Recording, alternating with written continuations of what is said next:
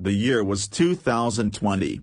The world was breathing uneasily, balancing on this fragile thread of diplomacy, artificial intelligence, and dwindling fossil fuel resources. But beneath the sands of southern Iran, something ancient and powerful was about to ignite a storm that would change the course of history. It began in Dasht-e, one of the hottest deserts on Earth, where a team of Iranian geologists stumbled upon something no one expected, a massive underground cavern filled not with oil, but with the rare crystalline element litters named Zaharik. The mineral, unseen in any geological records, pulsed with low-level electromagnetic fields. More shocking, initial studies revealed that Zaharik had the potential to store and transfer energy at a rate 20 times more efficient than lithium. Iran's Supreme Council, led by President Mehdi Farzandeh, immediately classified the finding as a national security secret. But secrets like these, in an age of quantum surveillance, do not stay buried long. An Iranian scientist named Dr. Layla Namazi, troubled by the secretive militarization of Zaharik, leaked information to the international press. Her encrypted message reached an independent tech journalist in Turkey, and within days, global media was ablaze with headlines like, "Iran sitting on the energy source of the future, Zaharik, the new oil in the East." The United States, already strained in its relations with Iran due to sanctions, cyber warfare allegations, and human rights disputes, saw Zaharik as a destabilizing threat. Behind closed doors in Washington, a new doctrine was drafted, energy equilibrium, which stated that no single nation could monopolize resources capable of reshaping global power. In January 2021, a U.S. drone, officially labeled as a meteorological research unit, was shot down near the Lit Desert. Iran claimed it violated their airspace. The Pentagon claimed it had strayed due to GPS jamming. President Rachel Montes, the first Latina president of the United States, issued a statement. "America will not stand idle while the future of clean energy is threatened by unilateral control. Zaharik belongs to the world, not a regime." In response, Iran activated their new defensive satellite system built with Russian and Chinese support. Within days, both nations were engaged in a digital Cold War, cyber attacks, deepfake propaganda, blackouts in major cities. But the real war began when the Hormuz incident happened. In March 2021, a U.S. naval vessel, the USS Meriwether, escorting a convoy through the Strait of Hormuz was struck by what appeared to be an Iranian anti-ship missile. 17 American sailors were killed. Iran denied responsibility, claiming it was a rogue group acting independently, an accusation pointing toward the Free Persia Front, a radicalized separatist faction opposing both Iran and Western interference. The U.S., unconvinced, launched a precision strike on Iranian military sites near Bandar Abbas. Iran retaliated by launching drones into U.S. bases in Kuwait and Qatar. What had been a cold conflict was now blazing. In Iran, 19-year-old Amir Hosseini watched the sky light up with missile trails. He didn't care about politics or energy monopolies.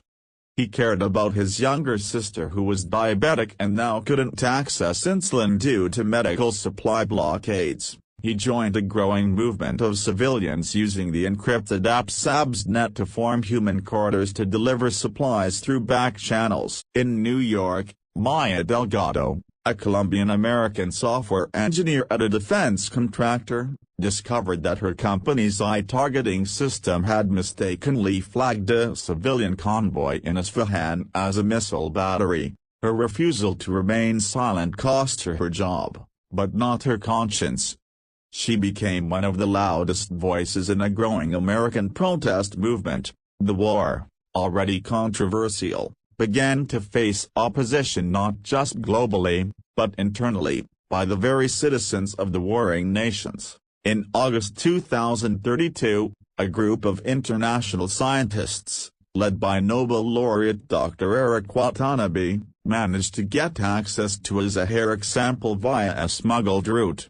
The results shocked everyone. Zaharik wasn't just a superconductor, it reacted to certain frequencies by producing near-zero-point energy, a theoretical form of energy that, if harnessed, could make fossil fuels and even solar power obsolete. In other words, Zaharik wasn't just a resource, it was a revolution. World leaders, instead of seeking collaboration, doubled down on control. China began moving naval units into the Arabian Sea under the pretext of peacekeeping.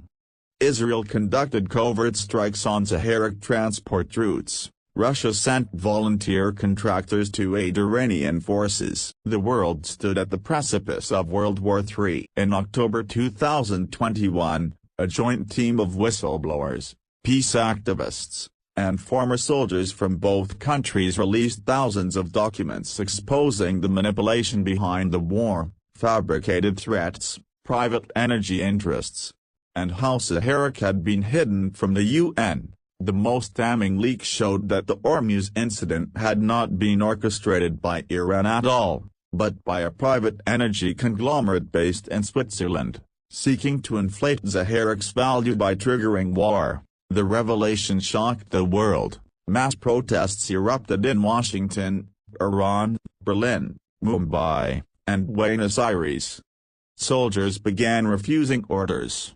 Sanctions were lifted temporarily under humanitarian pressure.